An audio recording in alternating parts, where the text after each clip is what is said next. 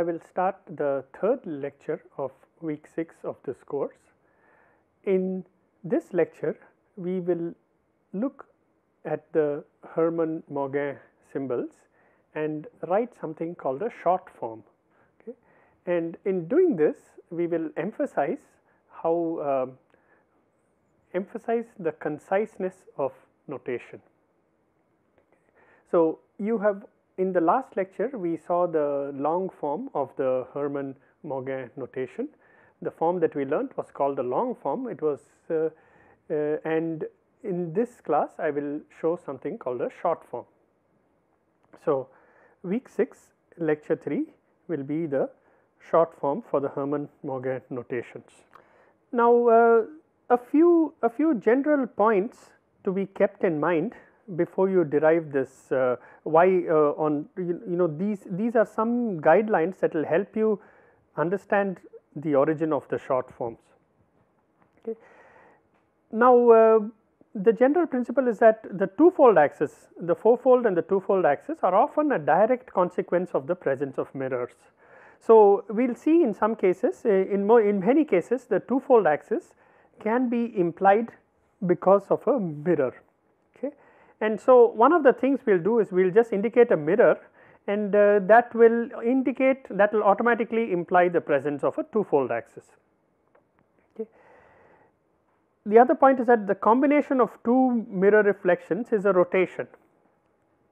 Okay. And this is again this will also be used to derive this short form. A combination of two perpendicular mirrors yields a two-fold axis of rotation. Okay. So, I should emphasize this right here, that if you had two mirror reflections, okay, just to be more specific, if you had two mirrors, okay, and mirror is a plane, and so if these two planes intersect at an angle theta, okay, then if theta is the angle between the two mirrors, let me just show them this way. These are the two mirrors, they intersect at an angle theta. Okay. This implies that their line of intersection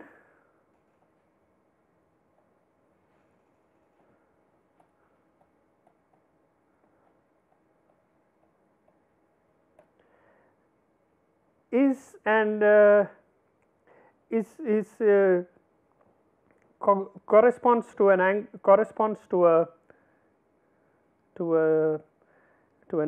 rotation by, okay, so it's an axis of, it's a rotational axis of symmetry axis which angle 2 theta. Okay. So that means it corresponds to a 360 by 2 theta where theta is expressed in degrees axis. Okay. This is and one consequence of that, if you have two mirrors at 90 degrees, then you have a two-fold axis or a 180 degree rotation. Okay. So, the two-fold axis is 180 degree rotation. Okay. So, 90 degrees implies 180 degree. So if you have two perpendicular mirrors, okay, then their line of intersection is a 180 degree axis of rotation or a C2 axis. Okay, C2 axis or a two-fold axis. Okay. And so we will use a reduced description of the symmetries in terms of only the essential symmetries, and I should emphasize that this is not always easy to visualize and derive. Okay. So it is very important that you practice these on your own. Okay. Just look up examples in books and you try various examples. Okay. Now, let's now there is one aspect of these Hermann Mauguin symbols, okay, and that has to do with the ordering of the three symbols. Okay. So, we saw something like 6 by m, 2 by m, 2 by m. Okay. And now what you notice is that there are three positions, okay, the first position, second position and third position. Okay. So, now there is essentially 3 positions.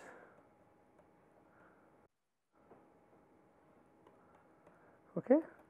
First, second and third. Okay. And the question is what should be there. Okay. So, in other words, why didn't we put a 2 by m here and a 6 by m? Why didn't we take the 2 by m and write it before the 6 by m? Okay. Why is it always why did we have the 6 by m before the 2 by m? Okay. To understand this, we will describe the order of these symbols. Okay. So, the 3 positions. Now, it turns out that there is not a simple rule to say what the first position, second position and third position stands for. Okay. The rule for what each of these positions corresponds to actually depends on the crystal class.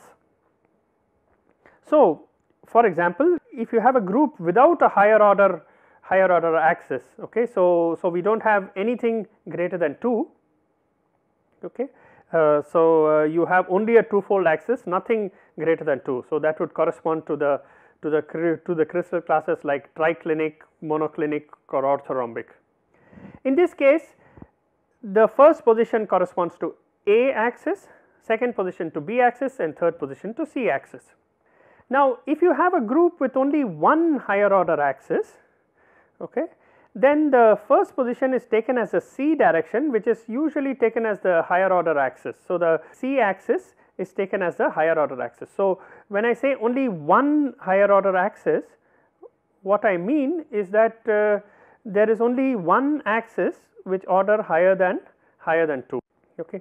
So, only one axis whose order is higher than 2. Okay. There can be other 2 axes also.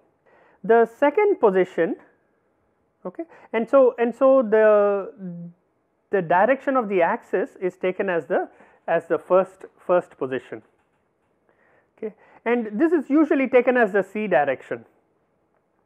The second position is equivalent secondary directions that are perpendicular to the C axis. So, these are secondary directions that are perpendicular to the C axis. Okay, and the third position is equivalent tertiary directions that are passing between the secondary directions. Essentially, the second position and third position are both I mean, if you their secondary directions are perpendicular to the C axis and the tertiary directions actually pass between the secondary directions. Okay.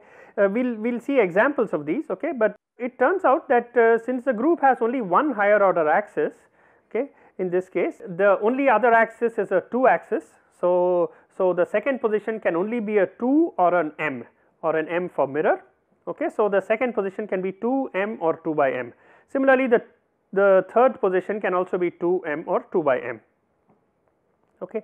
An example, now let us look at this example. So, if you just have a 6, then you do not have anything in the second or the third position, okay. Or if you have a 3, you do not have anything in the second or third position. So, the groups with only one higher order axis, okay, so that would be these are some of the groups that have this. You could have a 3 2, okay, so you have a 1 3-fold axis and 1 2-fold axis, or you could have a 6 by m, 2 by m, 2 by m. Okay. So, you have 2 other 2-fold axis and 1 6-fold axis. Okay. And so, the second and third positions are optional. Okay. You do not have to have the second and third positions in every crystal class. Okay. Now, what about groups with several higher order axes? So, the groups with several higher order axes, here there will be only the cubic system. Okay. Now, here the first position is the A, B or C axis. So, one of the crystallographic axis. The second, in fact these 3 axes will be equivalent because it is a cubic system. The second position is a body diagonals, and so this has to be either a 3 or a 3 bar, because you have either a 3-fold rotation axis or a 3-fold roto inversion axis. The third position refers to the diagonals between 2 of A, B and C axis. So, you can have 2 m, 2 by m. Okay. So, the third position can either be 2 m or 2 by m, and this corresponds to diagonals between the axis, between A, B and C axis. Okay. So, an example is 4 by m, 3 bar, 2 by m, 4, 3, 2, etc. Okay. So this order of the symbols, okay, often it tells you a lot. I mean, this is actually different for different crystal classes, okay, and you have to be aware of these rules if you want to write the Hermann Mauguin symbols for a certain class. Okay. Now let us look at some of the crystal classes, and we will give the short notation. Okay. So the PDL class is just 1, okay, there is even the short notation is just 1. The pinacoidal class is just 1 bar. Now the monoclinic is again just M. You can have domatic, sphenoidal or prismatic, these just maintain the same. Now the I will not be shown in the crystal class. So the monoclinic, there are 3 classes, the sphenoidal, domatic and prismatic. Okay. Now the short form of the sphenoidal and domatic will be the same as the long form. In the prismatic, you remember that the long form was just 2 by m. Okay. The short form will also be just 2 by m. Okay. This will be m, this will be 2, this will be, so all these are essentially the same as the short form. So the long form and the short form are identical in each of these. Okay. Recall that in the case of the prismatic, in the case of the prismatic, we said that the 2 by m actually is identical to an inversion, a center of inversion. Okay. So we said that it is identical, it is the same as a center of inversion. So we do not explicitly need to mention the center of inversion. Now the orthorhombic, so you have a 2 2 2, again the short form is also 2 2 2. Okay, you cannot do any simplification. Similarly, the MM2 is also left as MM2. Notice that now you can, when you write MM2, the first position, second position and third position, okay, the order of these notations becomes important. Now in the case of the rhombic dipyramidal, that is the 2 by m, 2 by m, 2 by m. Okay. Now we go back and we say that we know that if you have 2 perpendicular mirrors, that automatically implies rotation axis. Okay. And so we can replace all these 2 axes, okay, and we can just have a notation as m m m. Okay, and this will automatically imply the 3. So if you have 3 perpendicular mirrors, then you have 3 two-fold rotation axis. So for orthorhombic, the crystal class in the short form is just m m m. Now let us go to the more symmetric cases. Okay. Now for the tetragonal, okay, notice that all the groups in tetragonal have a 4-fold axis. Okay, and in this case the short form, okay, for the tetragonal pyramidal will just be 4, will be the same as the long form. Again for the tetragonal dipyramidal, it will be again the same as the long form. For 4 2 2 will also be 4 2 2, and same with 4 mm. The scalenohedral will also be 4 bar 2 m. But the last one, okay, again we saw that the two-fold axis is automatically guaranteed by 3 mirrors. Okay, so we can write this as 4 bar by m m m. Okay, that is the ditetragonal dipyramidal. So that is about the tetragonal. Now let us go to the ones which have higher order axis. Okay.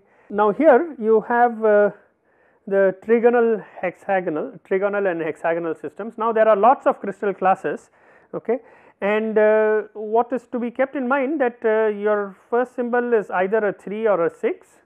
Okay, so you have either a 3-fold axis or a 6-fold axis. 6-fold refers to the hexagonal system, 3-fold to the trigonal systems.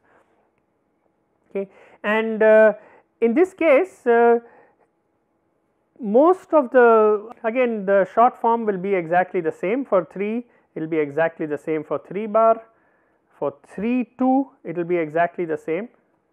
Notice we have a 3 2 here, and we also had, we will see later that in the cubic system we can have a 2 3.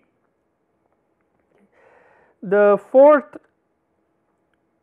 even the fourth crystal class, that is the 3m, will be the same. Now 3 bar 2 by m can actually be replaced by 3 bar m. Okay.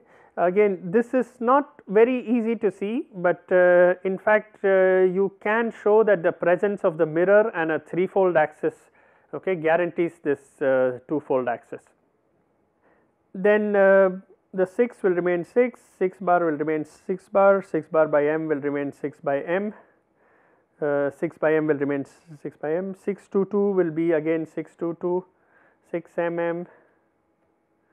So, most of the classes do not actually change. Okay. So, 6 bar m2 will also be 6 bar m2, but the 6 by m, 2 by m, 2 by m will be replaced again by 6 by m, m. Okay. So, the only ones that changed are those that had this and this, and somehow you should we see that this pattern, that the 2 by m is being replaced by an m. Okay. So, that seems to be a very common theme in this short form. Now, let us go to the most symmetric, that is the cubic system. Okay. And now again we will see that in this case the 2 3 will remain 2 3, 2 by m 3, this will be replaced by 2 by m 3 bar, it should be 2 by m 3 bar. Okay. This should be replaced by m 3 bar. The 4 3 2 will remain 4 3 2, and the 4 bar 3 m will remain 4 bar 3 m. Okay. And now the last one is probably the most interesting change in the short form. Okay. Now, now you have a 4 by m 3 bar 2 by m. Okay. This is actually written as m 3 bar m. Okay. Now, how does this happen? Okay. So, so the point is, if you have a mirror at in the c axis in the third position and 3 bar axis and a mirror, then it turns out that you are guaranteed both a twofold axis and a fourfold axis. Okay. Now, why or how does this happen? Okay. So let us look at the hex octahedral class, okay, which is sometimes just called the octahedral point group. Okay. So, we have a 4 by m 3 bar and a 2 by m. Okay. This in the this is a long form, and in the short form it is just m 3 bar m. Okay. This is a cubic system. Okay. And so we can just look at one of the faces. Okay. So we will just look at the crystal along one of the faces. Okay. So that is one of the crystallographic directions. Okay. And if you just let me just draw the cube.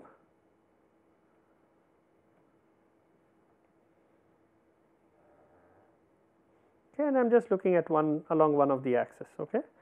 So let me just show the axis here, and I will center it right at the middle of the cube, and you can imagine that these are the lattice points, these are the corners of the cube. Okay. So if these are the corners of the cube, now it is clear that so because of the 3 bar axis, okay, whatever you have and along one face will also be there in the other two directions. Okay. So the 3 bar, the threefold axis along the diagonal ensures that if you have some symmetries on one face of the cube, you will have the same on the other faces of the cube. Now this 2 by m, okay, so you have two mirrors. Now the first mirror, okay, that corresponds to one of the directions. Okay. Now because of the threefold axis, all the directions are equivalent, so we are guaranteed both this mirror, I will just show it in a dotted line, okay, just to, or let me show it in a solid line, this mirror, and you have this mirror. These are due to the first m.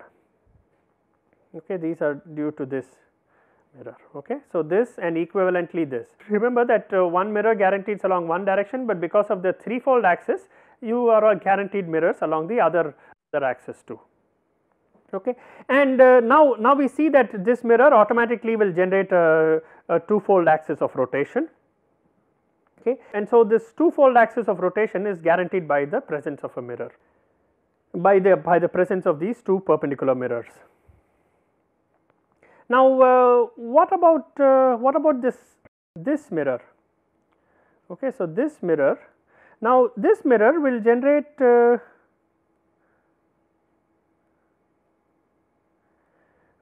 a mirror that is intersecting these two axes, in between these two axes. Now, again there will be two equivalent mirrors, and again due to symmetry you will have the same thing in the other, on the other three faces. Okay. So, now you see that you have this green mirror and this blue mirror, okay, and the angle between these two mirrors is 45 degrees.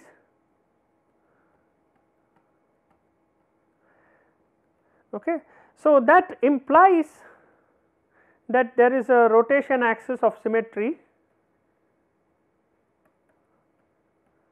by 90 degrees, okay, implies a fourfold axis.